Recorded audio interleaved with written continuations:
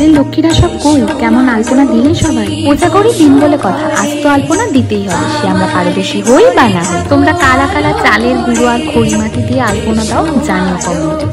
আমি কিন্তু এত সময় পাইনি, তাই তুলে দিয়েই টেনে দিলাম কোনো রকম। লক্ষ্মী পুজোর আলপনাটা আমার গোলাকার করতেই ভালো লাগে, তাই প্রথমেই 4টে সার্কেল বানিয়ে নিয়েছি। তারপর ভেতরে একে চন্দর সোজা আর উল্টোভাবে করে পাতা মোটিভ দিয়ে ভরিয়ে দিয়েছি। তারপর কয়েকটা লক্ষ্মীর পা। এইভাবে লক্ষ্মীর পা বানালে খুব সহজেই বানানো যায়। কিন্তু জানি তোমরা কমেন্টে অনেকেই জিজ্ঞেস করবে কত নম্বর তুলি ইউজ করেছি। আমি 4 আর 6 ইউজ করেছি। আর রংটা তো দেখলি আমি অ্যাক্রিলিক ইউজ করেছি। আসলে চালের গুঁড়ি আর খড়ি মাটি দিয়ে করার পর পরের দিন উঠে যায়, আর এত কষ্ট করে করার পর উঠে গেলে মনটা বড্ড খারাপ লাগে। ওই জন্য আমি যখনই আলপনা করি অ্যাক্রিলিক দিয়েই করি, যাতে বেশ কিছুদিন থাকে। হাতে সময় ছিল না বলে এবার এটা বেশ ছোট হয়েছে।